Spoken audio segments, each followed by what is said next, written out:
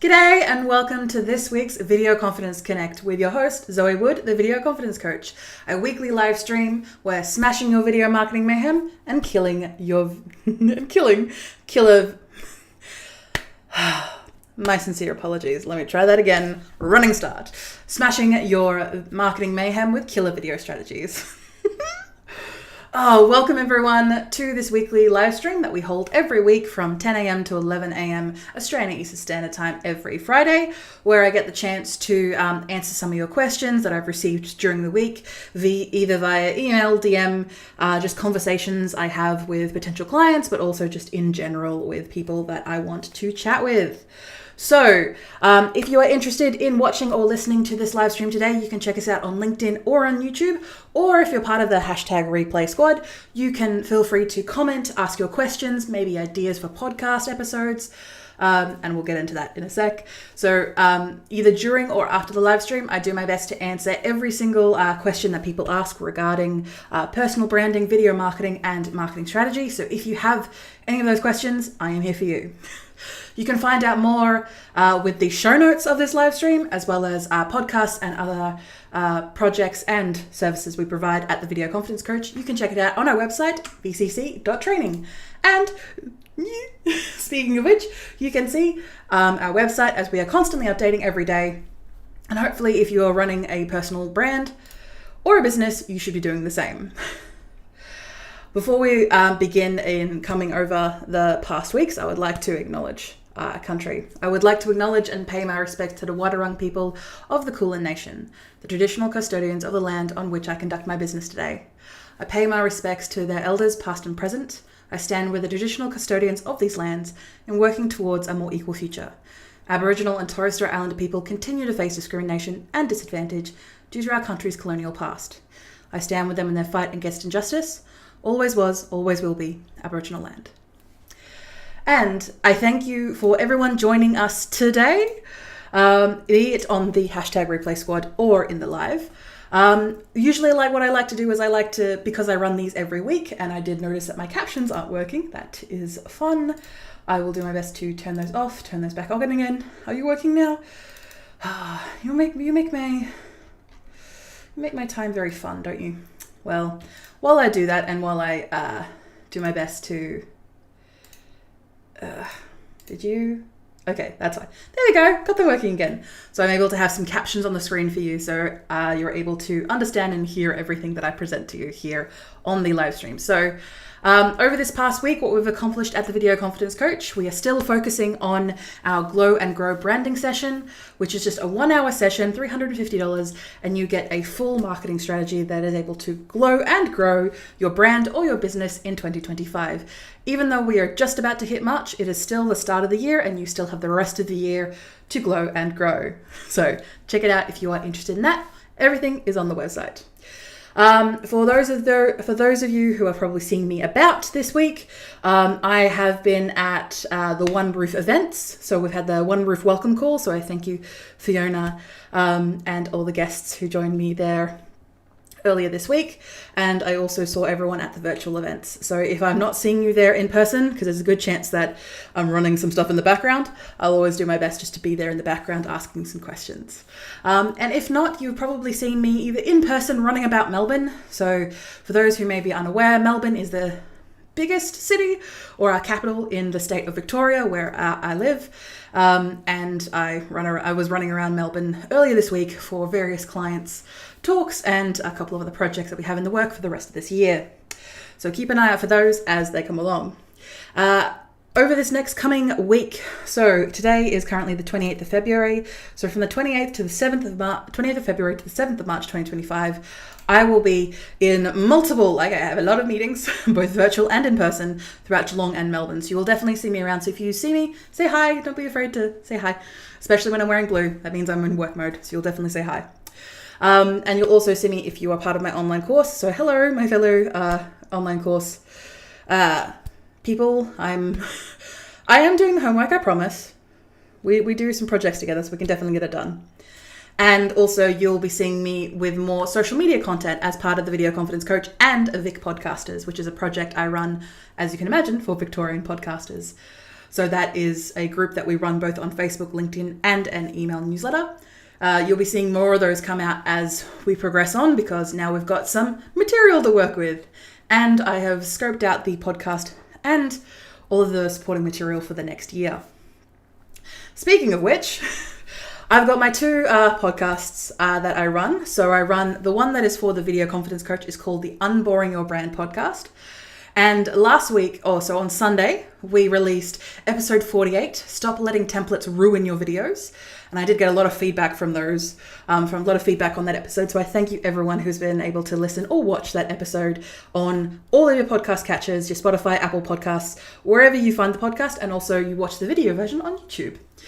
And this week we have episode 49, Fighting Business Copycats. So that is covering a story that I talked about here on the live stream, as well as talked about for the podcast episode, where I talked about someone stealing my business name and not exactly pretending to be me, but using my name, and to the point where I was getting a lot of her clientele coming to me because I was a pre-established business with that same business name. And for someone who had 25 years of business experience, didn't really show a lot, did ya? Love you. Mwah, mwah. So we'll go through that in the podcast that is releasing this Sunday. So if you are interested, make sure you join our email newsletter on my website, vcc.training, because that's where I give all the scoops and all the behind the scenes stuff as well. So if you are interested, check that out there. And for Vic Podcasters, a group and community for Victorian podcasters, we have episode that was released on Sunday, episode 23 of Getting Back on the Mic the Smart Way. We're currently in a series where we are helping people get back into podcasting, and some useful tips and tricks on how to ease yourself back in to the process of starting a podcast or of restarting a podcast after a break. And on this Sunday, episode 24, we have Winning Back Your Listeners Without Begging. I know, isn't that fun? So I look forward to everyone's thoughts and insights this coming week. I did have a question though for someone asking why I release my podcast on a Sunday, or why I release my email newsletter and my podcast on a Sunday.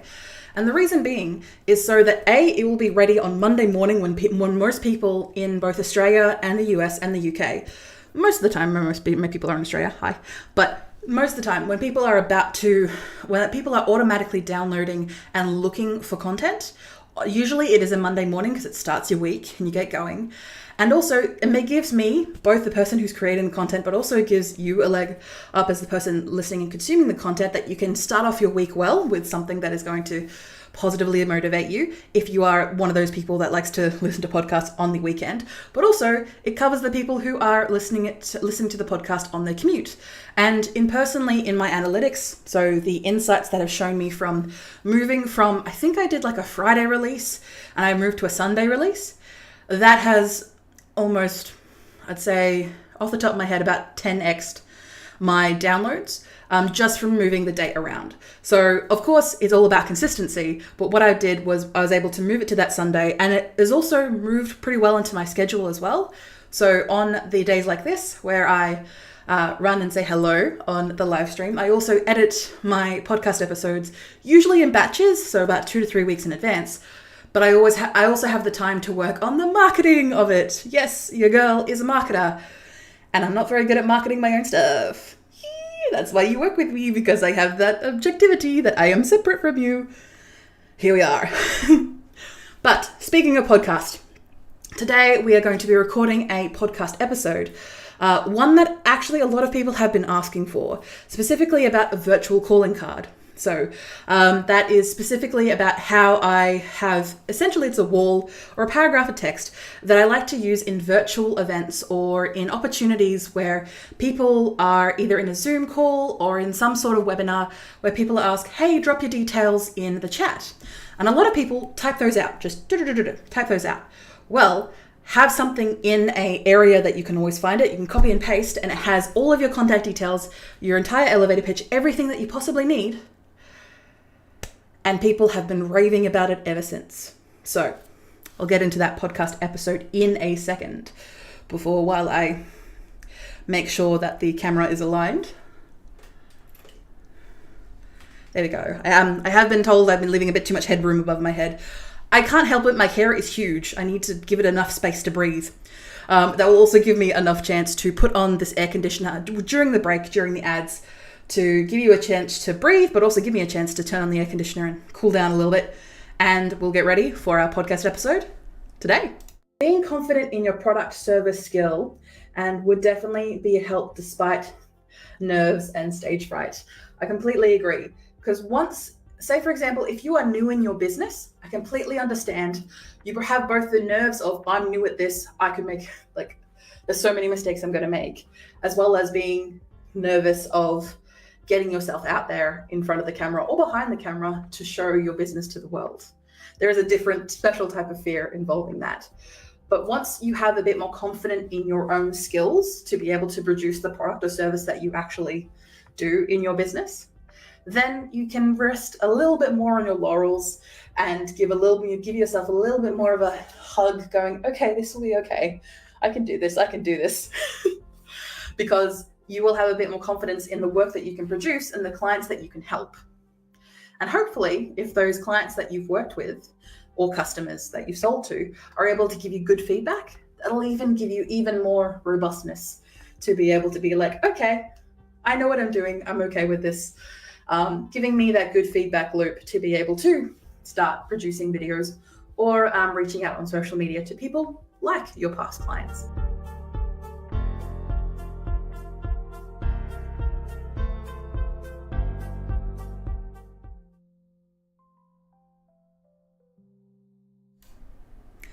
Do you like feeling on edge?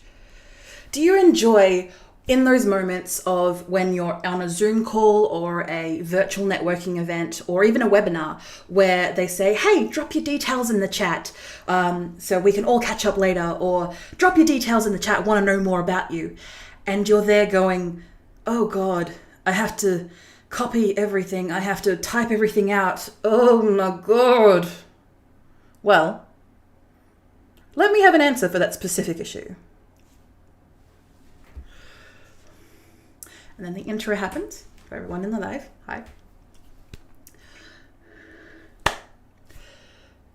So yes, for that specific issue regarding about giving all your details in a virtual format or in a digital format, as I like to call, I like to have what is called a virtual calling card.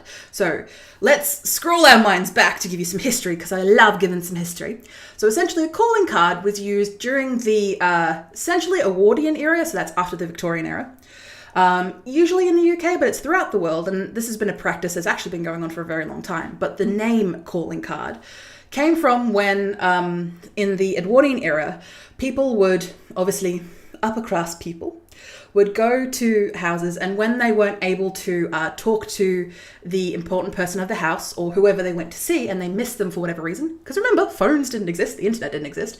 So if you missed someone, which happened a lot, you left usually a business card type card that you were able to leave at the residence or leave with the staff to remind people of who you were. So this calling card usually had very much like what a business card has now, which it has your name, has details on how to contact you, and of course in those days was mainly where to find you, so where your offices were or a postal address if necessary.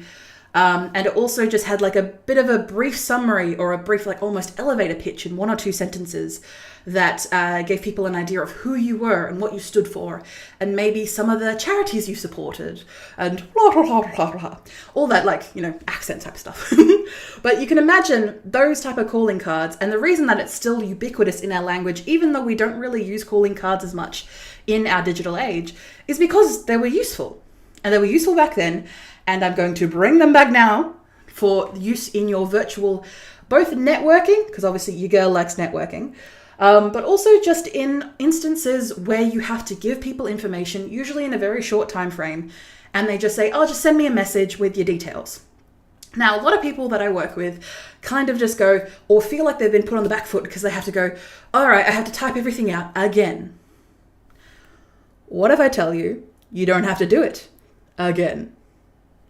So what I propose to you is a virtual calling card. So you can use this at networking events, so on Zoom or on webinars or in any place that you're interacting with other people in a business or personal branding capacity. and you're able to provide your details. And essentially what this is, it's usually about a fair chunk of paragraph information. And what it is these following things in a nice paragraph that you can keep in somewhere close by virtually. So for example, I have a lot of clients who use their G Drive, their Google Drive, or their OneDrive as their where they keep and store all their information. So when they need to access anything on any of their devices, they can go, boom, I'm into OneDrive, boom, I'm into the file, boom, I'm into the thing, loads up, here's the information, copy, paste, done. That's what works for them. What might work for you might be slightly different. Maybe it might be something to keep in use in maybe your email signatures or somewhere that you can relatively access it easily. For me, I like to use an online wiki called Notion. Essentially, think of it as Wikipedia, but for my own thoughts. And I have a little block that goes across almost all of my pages that have to do with business, where I keep this information handy, my virtual calling card handy. Now, what is in your virtual calling card, may you ask, Zoe? Because you've been going on and on about this. Let's focus, shall we? So what's on it? So first, there is your name, of course. Now, obviously, your full name or whatever name you are using online or a way to people to find you. Say, for example, there's a lot of people that I work with who use more of a stage name or they use their middle name. Whichever one is the one that people are going to find you on LinkedIn or other places, that's the name that you use. Followed up by your followed up by your business or branding name. So how are people going to find you online? Because the information that you're providing here is not necessarily just links, because sometimes in Zoom calls or webinars, they kind of strip all the links out for making sure that you're not spamming anything reasons. But you provide this so then people can search and research you afterwards. You then follow it up by your elevator pitch. So we can definitely go into a podcast episode, or you can check out the show notes for more details on your elevator pitch. But essentially, an elevator pitch is a 1 to 2 sentence, a bunch of words that tell people who you help and why you help them. So usually this is maybe usually for an elevator pitch, it's like 30 seconds long when you speak it out loud. But in this instance, you probably want something that's around about a sentence long that enables you to get a crux to these people who you probably have only either just met or maybe even had a chance to speak to just yet, about who you are and why you do the work that you do.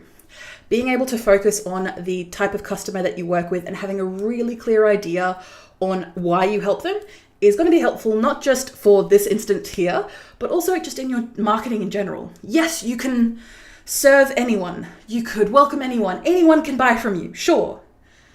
But when it comes to your efforts, you want to be able to focus and also not waste your money. So I digress. Zoe, let's focus. So you have your elevator pitch, usually around about a sentence long for this application. So again, who and why in that one sentence. And also this elevator pitch allows you to show a bit of your personality and a little bit of your pros or maybe some of the words that you use. This sentence is then followed up by your website. So again, a really basic, simple place where people can find out more information about you that you control. A Facebook page and a LinkedIn page, you do not control that. The meta gods or any of those social media platforms could die in an instant, or they could take you down for whatever infraction they feel like. It is rented land. Send them to your website. Even if you're not proud of it, you can work on it in the future. You can make it a priority. And then you would add either a location if that helps. So say, for example, maybe you only work in certain suburbs or areas, or maybe you have either an office space. That is useful to keep in this virtual calling card. This also helps people when they need to, say, physically attend your services, then they know where to go. You then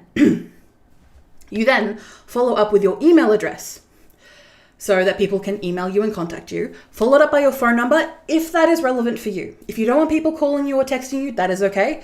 Personally, I have my phone number probably everywhere on the internet, but because I have both a personal and a professional phone, I turn my professional phone as soon as it hits 5 p.m. Done, phone off. Do not bother me. So that helps me. But in cases for most of us who maybe only have one phone, might help maybe not to spread your number around if that is not helpful to you at this moment. And the last thing that I want to touch on is providing your best social media platform handle. So what I mean is not go a full list of, Instagram's this, Facebook's this, Pinterest this. Like, hopefully, and one thing I will stress is hopefully you don't have different names on all different platforms, because that makes it harder for people to find you and keep your branding consistent. And that is a different podcast episode altogether. But for this application, which one is either your best social media platform, as in the one where you spend the most time or you post the most frequently, which social media platform looks the best for you? Or is it the one that has the most followers, if that matters to you? And the reason I put that caveat out there is because followers, when it comes to social media, don't exactly mean what they used to. When in the olden days, 5 years ago, or more, when it came to the amount of followers you had on social media was the amount of followers you had on social media reflected the amount of reach and engagement that you had. Now, it's all moved to a TikTok algorithm mindset where most people come across someone's content, like maybe one piece of content or two pieces of content, and maybe follow them, but then they never see them again. So your follower is not necessarily any more indicative of your reach as much as it used to be. So, for example, my calling card. So again, this is just a bunch of words and text that I copy in all of my places, so I can copy and paste this and edit and update this as I see fit. But it allows me to have what I need. So you can see an example in the show notes just down below or up to the side, depending on where we are. And you'll see that my virtual calling card is Zoe Wood, video confidence coach, emboldens women and non-binary superstars with killer video marketing strategies, empowering them to show up, stand out, and smash their goals. I like to, in my personal view, I like to use the long, I've forgotten what it's technically called, but on your keyboard, it's under the backspace. It labels on like a physical keyboard, on a digital one, who knows. But it's the long line that enables, for me, I find it very useful to be able to separate things, to be able to separate points. So it goes from my name and then it goes into my elevator pitch. So then it enables people to, find me. I didn't use my name in that example at the start because I'm already starting off my elevator pitch with the video confidence coach, and people are going to use that. They're going to be smart enough to figure out that, okay, the brand that she uses is called the video confidence coach. Yes. And then after that, I provide the types of services I provide. So say, for example, I have marketing, coaching and mentoring, speaking and marketing direction. My email is g'day@vcc.training. And then my website is vcc.training. And then my mobile is 0430473204. And I like to put the caveat of @video confidence, and then I put in brackets afterwards on all social platforms. So if people find me, they'll usually find me as the video confidence coach. I have put myself on a lot of platforms. Do I work on all of them? Nope. But I still am usually present on a lot of different platforms. So, as I mentioned before, where would you save this information? Now, this information may seem like a lot when you look at it all in text form, but it is going to save you so much time and energy and effort when you come across these situations, when you start, either when you start or as you already are virtually networking in these spaces, to take this opportunity just to have the information there. Even if you don't have a reason or a use for it now, you will definitely find reasons in the future. So say, for example, you can keep it in your second brain. So for me, I like to keep it in my Notion, but you may have an Evernote or a Todoist or a Task or whatever platform you're using. That is a good place to keep it. You can also keep it in a document or a Word document that you're always constantly referring to. You can keep it in your diary or a calendar that is maybe a constant event that is always accessible wherever you are in your day's work. Have it be ready there so you can copy and paste it whenever you need it. And if, say, for example, you are still figuring yourself out, still figuring out your brand, or things are changing for you, feel free to update yourself, update this virtual calling card about 1 to every 2 months. I don't recommend doing it any more consistently than that, mainly just because it's a long burn of a marketing endeavor. And consistency works better long term than just changing yourself around every couple of months. So what you can also do is utilize any feedback or any questions that people have for you. So say, for example, you use this virtual calling card in, say, an email that someone wants to say, hey, can you send me your details? And you go, okay, open, copy, paste, send the email out. And then say, for example, they ask a question and you thought, oh, I thought I answered this in the virtual calling card, but maybe I don't. Okay, I'll update my virtual calling card to make sure that I cover that answer either in my elevator pitch, or maybe in my services, or in maybe even in the direction area, whatever it is, because sometimes we need to spell things out for people, and that's okay. But don't update your virtual calling card every single time you get certain feedback, because most of the time people are just, hey, you've sent me your details, awesome, happy. That's what's happening. And I'm going to tell you now that I have received a lot of leads this way, that I have appeared in a virtual networking event, I've appeared in a webinar, or I have just been present, helping or supporting people, or just, being there wanting to learn for myself. I provided those details in the chat and I don't think about it. It's just there. And then a week, 2 weeks, a month, a year later, I have people coming back to me going, hey Zoe, I met you at this, I don't think you'll remember me, but I met you at this event. And I go through my list, I go through my notes and I go, oh yes, we did meet. It's great to see you. And then they either ask me a question or they prompt and say, hey, I want to work with you, or I've been thinking about working with you for a long time. And that is what it takes when it comes to networking your brand or your business. You need to be there. You need to be present. You need to be consistent. And I'm not saying that you need to be everywhere at once, because that is exhausting. Be where your audience is. Be where your customers are. That's where you should put your focus. Get the leads, get the money first, then worrying about doing fancy things later. Thank you so much for listening to this episode on virtual calling cards. And of course, I did not completely come up with this myself. This is just something that I've used from many, many years of both virtual and other areas where it's just useful to have this information on hand. This is just from my own personal experience. If you call this something else, please let me know either in a DM or in comments or throughout the World Wide Web, or you can even email me at g'day@vcc.training, where I'd be interested to know what you would call this or anything that you would like to add to your virtual calling card, or what I should add to the list to make sure that I help people out.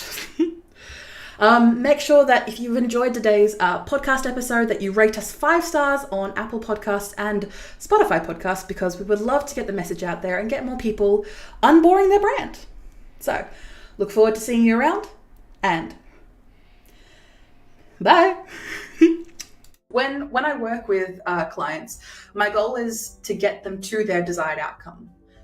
Yes, if I need to be a little bit harsh and a little bit mean, which is probably me just messaging them and just being like, hi, you said we were going to do this. Let's do this. That's my mean face.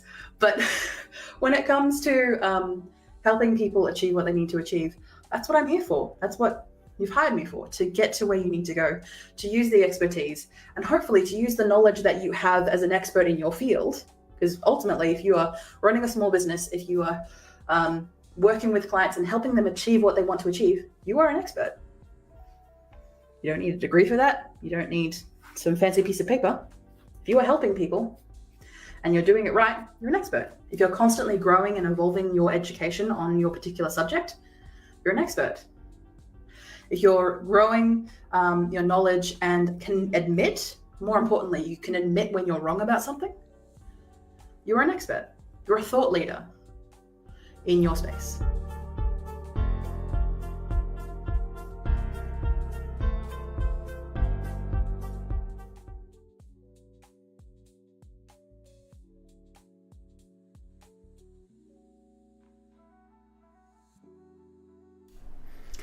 And thank you for everyone joining us on the live and watching that recording of my podcast episode. So now we're going to move into some community questions. So these are questions that I have received either this week, because I like to get on top of them early, where I like to just answer the question, cut out the section of the live stream, send it to people, and there you go, your question answered. Or these are longer questions that I have received over time where like for this upcoming one, I couldn't have forgotten who asked me this. So we're just going to answer it and we're going to put it on the YouTube, and love you. I promise I'm not forgetting. So I will have these as podcast episodes in the future, but that is probably a long way away. So what I will be doing is putting these into YouTube videos to make them easy for easy to answer for you. So we're going to jump around a little bit, but trust me, you've got this. So you've heard that the algorithm on many socials favors faces. And yes, that is definitely true, because humans like to connect with faces. We like to see other faces and we like to see what they look like and what they're about.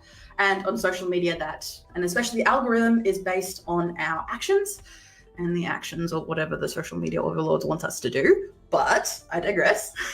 So if you are able to get your face onto camera and you're confident about having your face out there, then do it.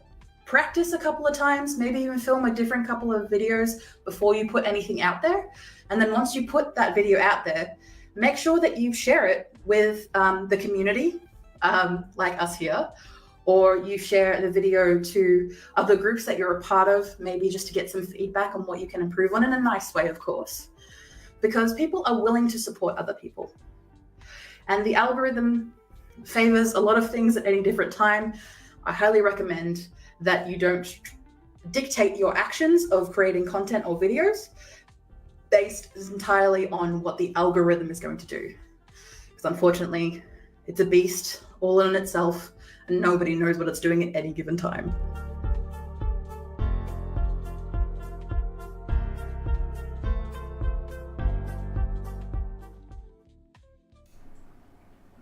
What parts of your story resonate most with your audience? This is a question that I received in a longer question. So I had a 15-minute chat. So if you're interested in working out any of your marketing woes for a free obligation chat for 15 minutes, feel free to check that out at my website, vcc.training. But this was part of a longer question that someone asked me. Apologies if I don't remember your name. About... Essentially, it was the importance of storytelling for their personal brand and wanting to grow their personal brand. And what tips could I give to better craft a story that feels genuine?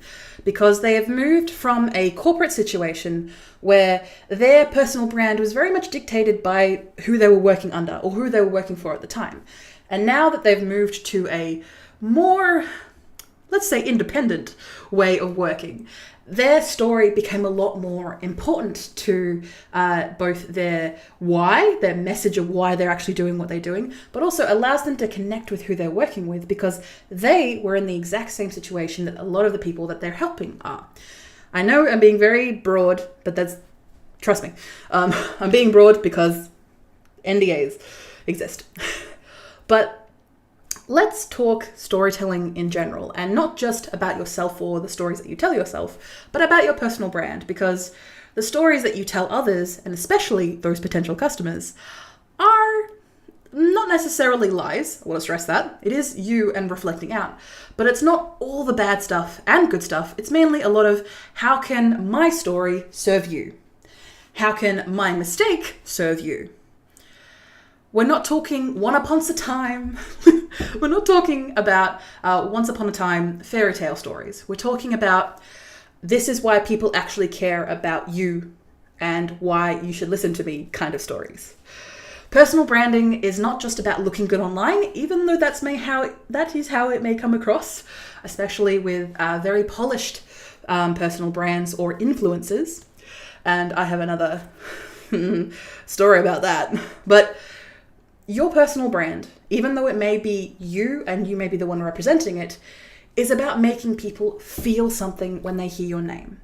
Hopefully something along the lines of comfort, relaxation, or like something that gets them going to be able to achieve the goals that they want to achieve.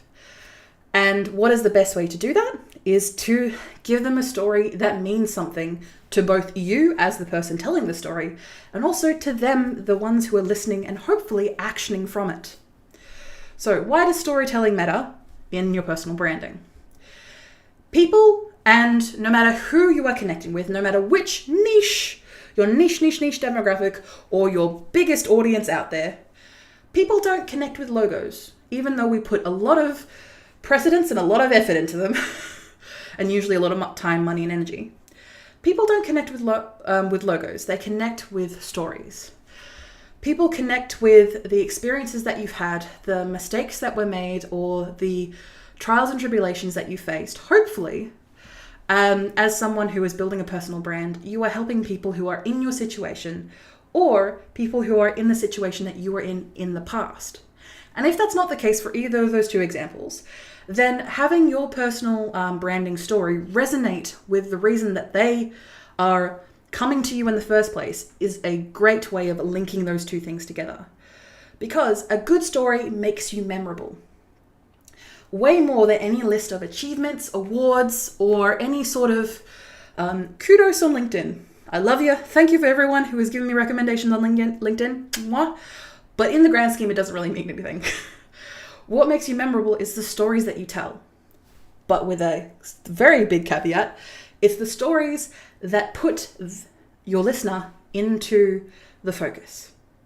It's not just about how you're so great or how you've been able to overcome all these issues. It's not about how you've done this and that and that. It's about what you've been able to achieve with your mindset, with your intuition, with the work that you have already done, both on yourself and in the work that you've done building a personal brand, can help those people. Especially those people who are willing to give you money. But let's work with what we've got.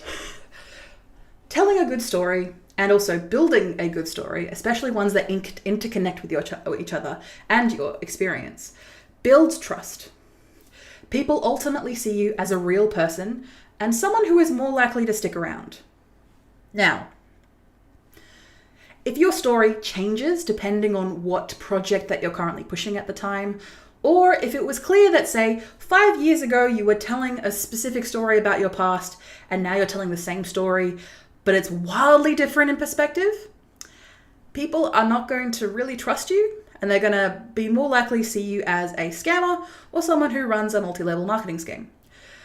And when it comes to building a personal brand and getting people to that trust and that reputation of that trustworthiness is really important to sustaining your personal brand long term. So, crafting a good story. Now, Zoe, you've been speaking very generalized. Let's get down to some brass tacks. So, let's starting off with a story that resonates with you and them. If the story about your past, so this could be something as simple as an experience you had recently, or maybe something from your childhood that has maybe cemented the way that your mindset is, or the way that you look into the world, or the way you look at the world. And if that story is not something that brings out a feeling or any emotions to you, and it doesn't move you, why should it move anyone else? And when I say move, I don't mean physically. I mean emotionally move people. I worked with someone in the past who was very good at crafting these stories. But unfortunately, a lot of her focus was on woe is me. You know, you should trust me because I've been through all these trials and tribulations in my life. And of course, that is all kudos to her. But it didn't inspire or move people. It just made people feel pity for her more than anything. When it comes to the stories that you're building for your personal brand, you want to forget perfection. You don't want to make yourself seem like the god of all gods. Because the best story is about having struggle, is about having mistakes, and ultimately the lessons learned and how you are going to help people who are either in that situation, about to get in that situation, or have recently been in that situation, overcome that. So they can have their own wins. You are the guide. You're not the hero of the story. You are the guide. You are the mentor. You are the wizard selling, gifts of wisdom. You're not there as the god on the tower being like, woe is me, I win, I'm so great. Because people don't connect with that. Honestly, you're more likely to drive people away from both being perceived as a god, but also being perceived as weak, someone who can't even help themselves. So when you're in a situation where you're building a brand, again, this can be a personal brand or this can be a business, you want to be there to serve Ugh. When it comes to building your business or your personal brand, you want to be there to serve people. And to serve people, you need to keep that story straight. You need to keep it simple, something that you can remember. So I want to stress, you don't want to give people your entire life story, especially if they did not ask for it, or if you've just been asked to introduce yourself. You can mention some light things, but then get straight into the serving mentality. Maybe think about some key moments in your life that got you to where you were and how it shaped you as a person, but then go straight into, here are the experiences that will resonate with the people that you want to work with. Here are the stories of, I was just like you.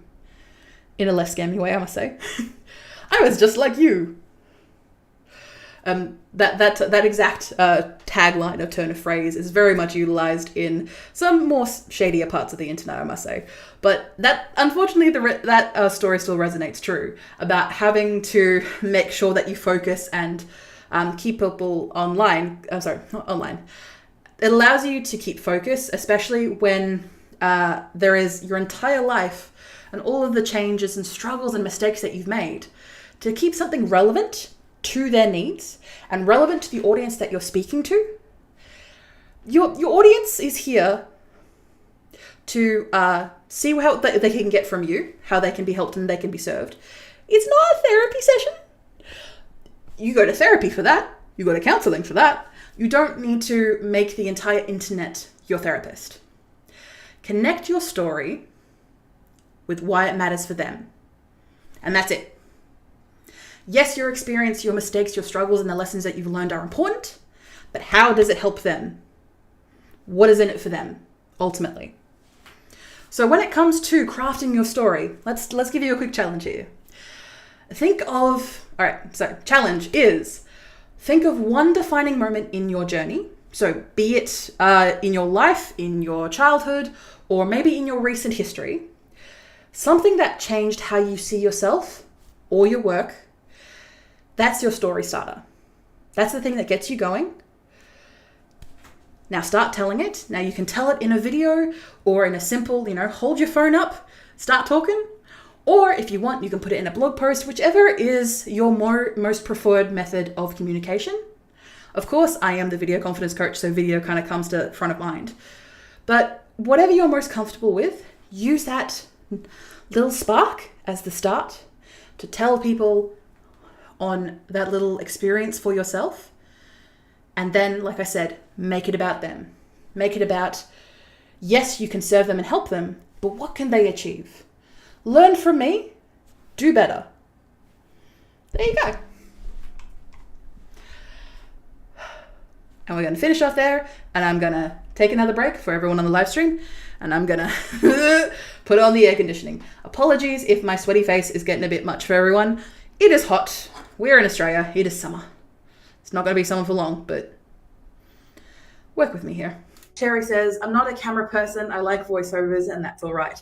And that's okay too. You've still got your energy, and your voice is still a personality of you. And when people are calling you, are messaging you, are reaching out to you to work with you, they're going to hear your voice. So a voiceover is usually okay for most instances, especially, for example, like Cherry, who works in graphic design, where most of her services of graphic design, which is the output, usually speaks for itself most of the time.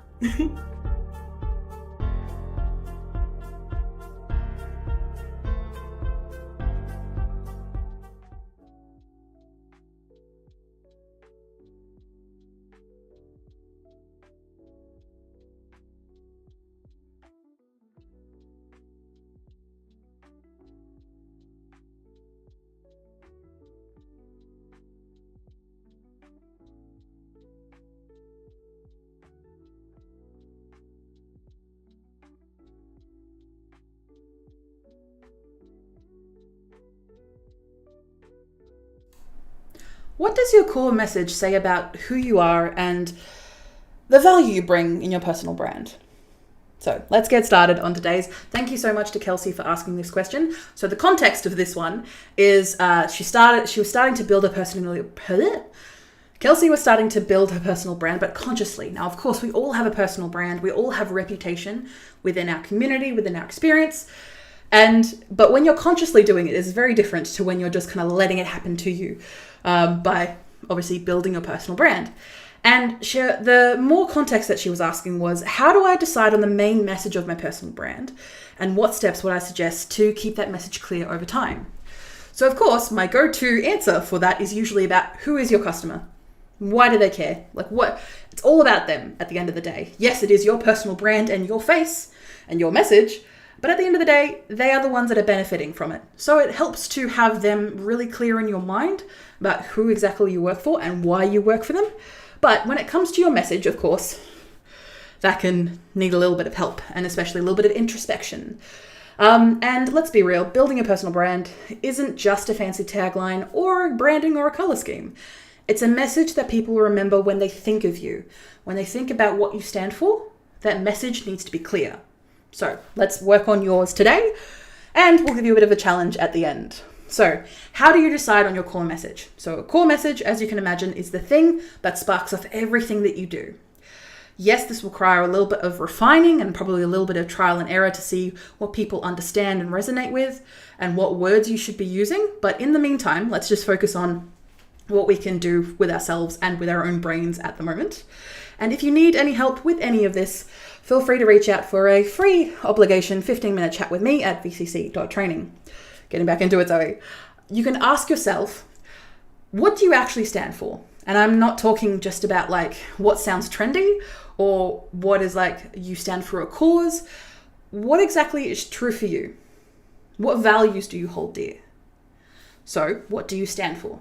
What do you value? For example, I value respect. Everyone deserves for their message to be heard and to be respected. So video confidence coach is the best way to do that. Think about what people come to you for. So when they go to you, do they want a motivator? Do they want a problem solver? Do they want someone who's not going to tell them bullshit and just be a truth teller? What is the clue that helps you figure out, okay, why do people come to me? And then it'll help it, what do you stand for? And ultimately, with this core message, making it simple. You don't need a PowerPoint, you don't need a blog post, you don't need a full transcription or a dissertation to be able to describe what your core message is.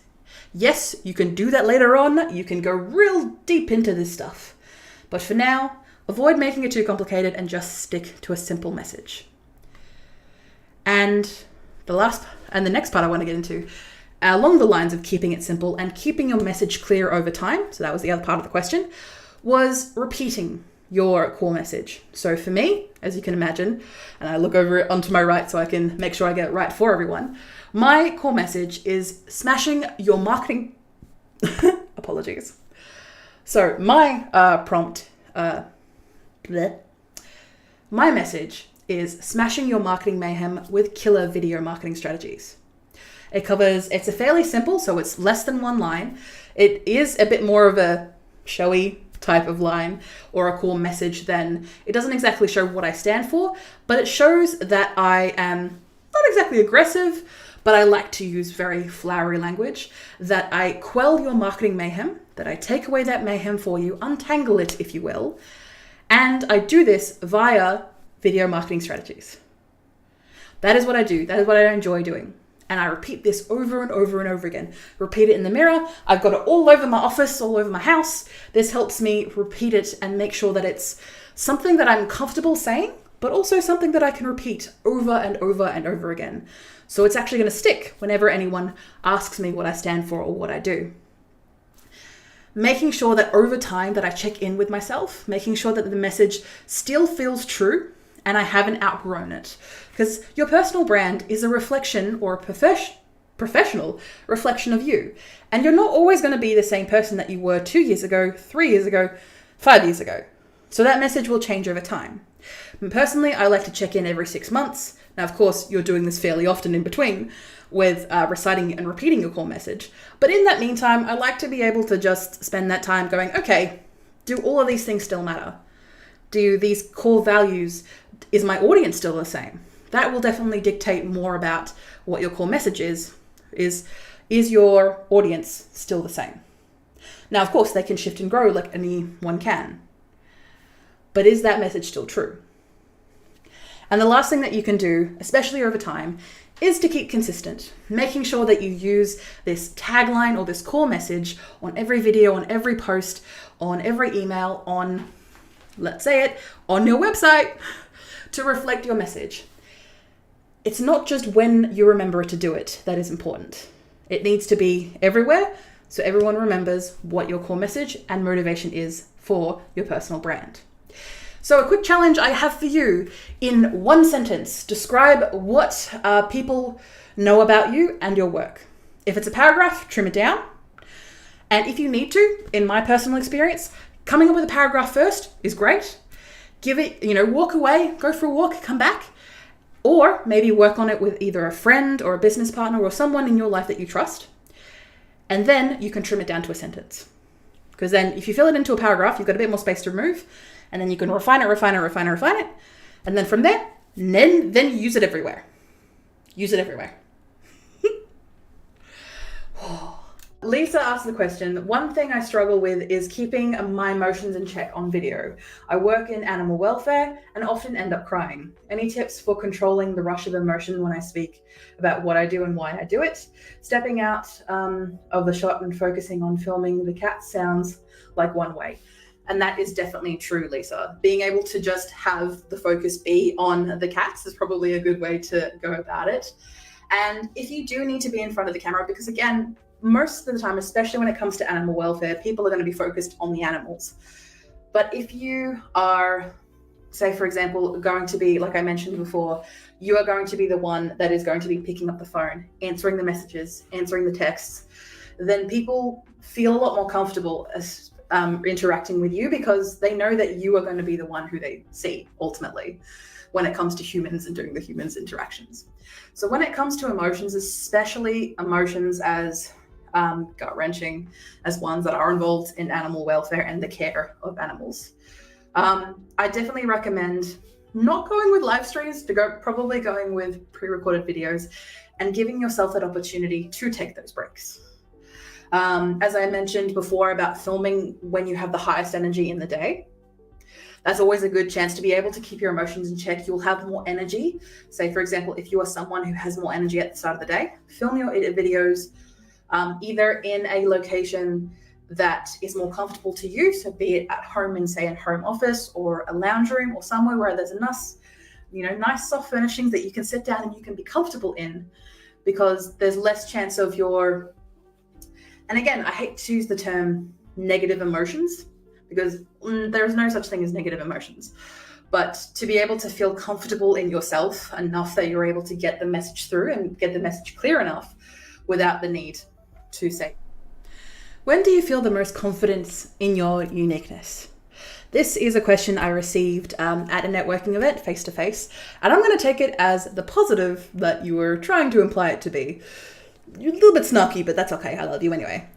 So the main context of the conversation we were having is they were saying, how do you suggest to someone to handle the challenge of standing out with a personal brand when there are so many voices online and just in the marketing space, whatever niche you're trying to get into, there was always just so much around you.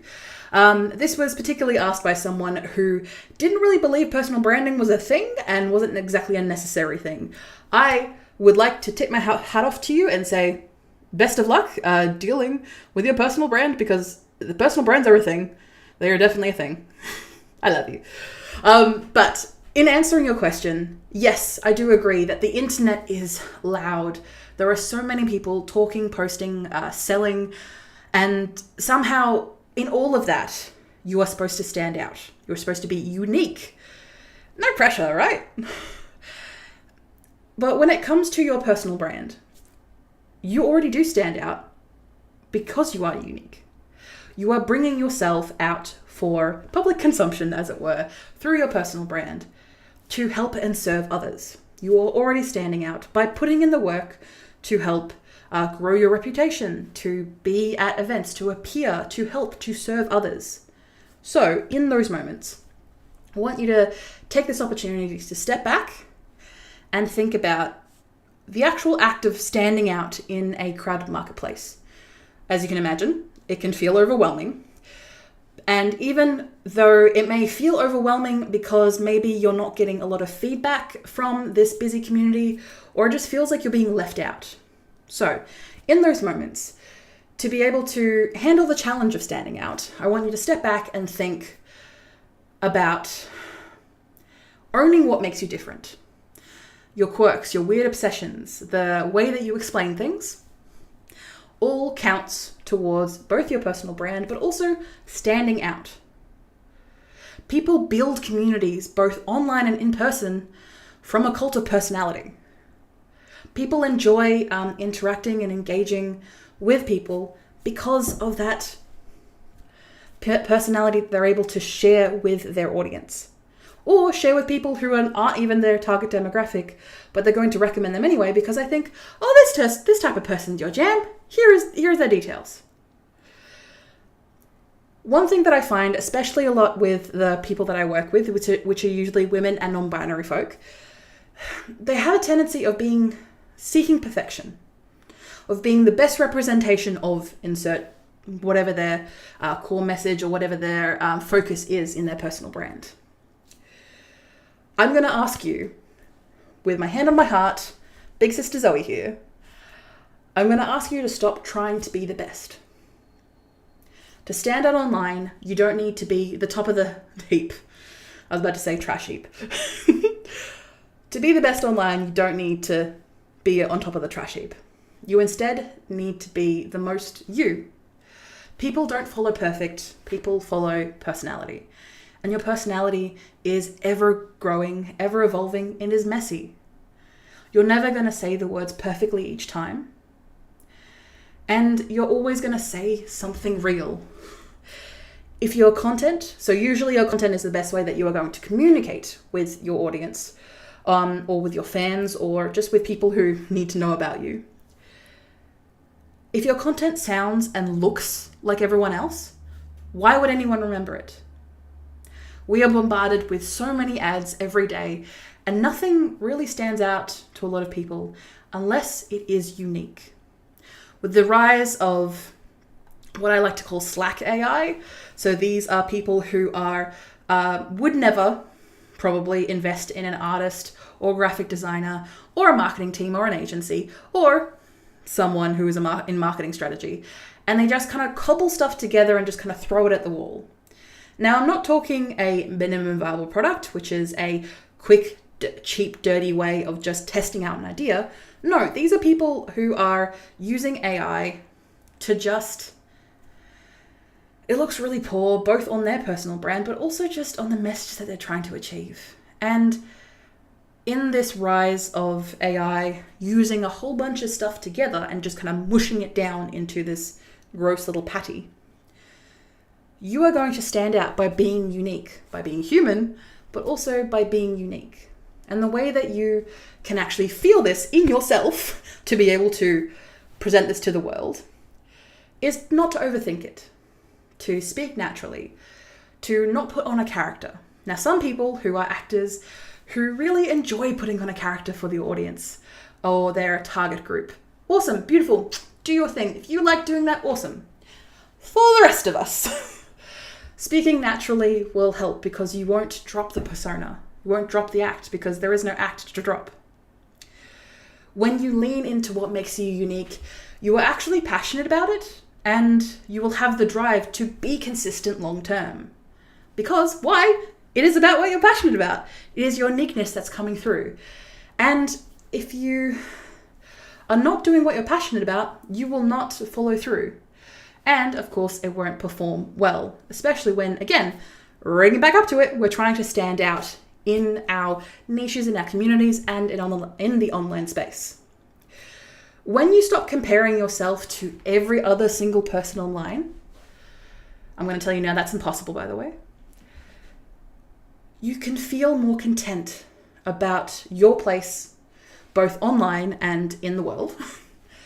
But also it gives you that chance to actually focus on what you're really there for, which is your audience, your fans, the people that you're serving. Your personal brand is not about you.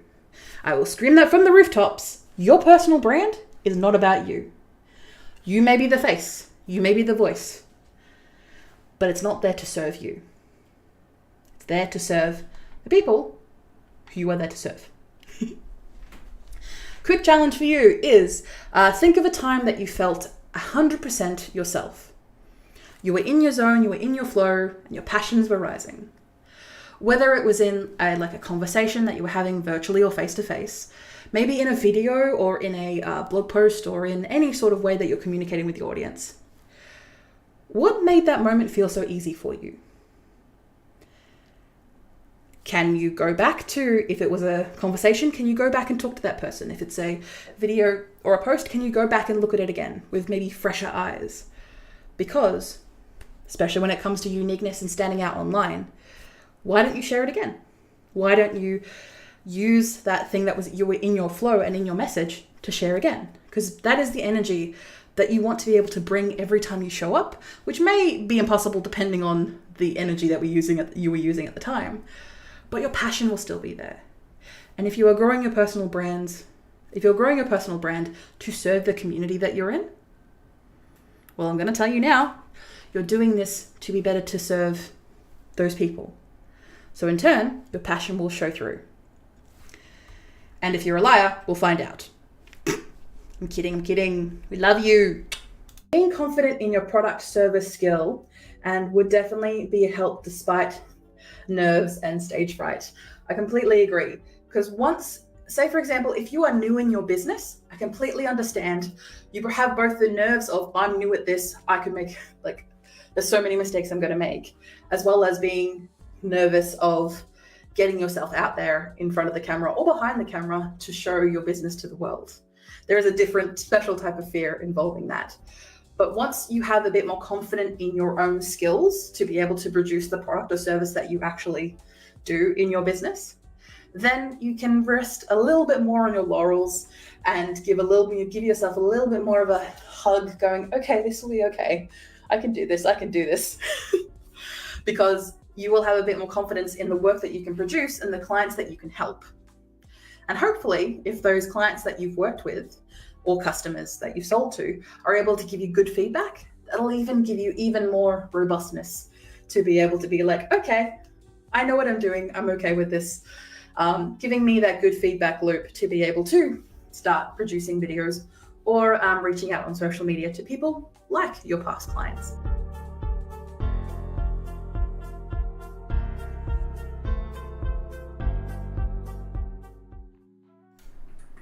Thank you for joining us for this week's Video Confidence Connect, where we recorded 1 podcast episode and 3 community questions. So if you have any questions or comments or any thoughts or any ideas for podcast episodes, please comment below or above, wherever it is, and make sure you check out the entire live stream in the rewatch on either LinkedIn or YouTube. We are looking to expand to other platforms. I just need to sit down and do it. So I thank you everyone for your patience during this time. And hashtag replay squad if you are catching after this goes live. You can find the show notes. So these are really detailed things that I put out after every live stream that dictates exactly what we talked about, plus a transcript and a little quiz that a lot of people love to have a crack at. You can check it out at vcc.training/video-confidence-connect, where you can find out all the live streams from all our past live streams, all right here, ready for you to smash your marketing mayhem with killer video strategies. I want to thank everyone for dealing with this heat. And when I say everyone, I just mean me at this point. But I thank everyone for sitting by and asking your questions. I do my best to make sure to answer everyone's questions and dealing with this heat as everything kind of slips off. Because there's a reason why I put a lot of makeup in my eyes, because that kind of sits. Well, even if I'm sweating, it kind of just stays there. Everything else just slides off my face because we are summer in Australia, it's hot, and this room is hot. So thank you everyone for joining us. We will see you next week. I don't have a topic in mind just yet, but knowing me, I will probably devise one after we finish going live today. But keep an eye out for the next one. You can check out the events both on YouTube and on LinkedIn. And I look forward to seeing you next week on the Video Confidence Connect. Bye.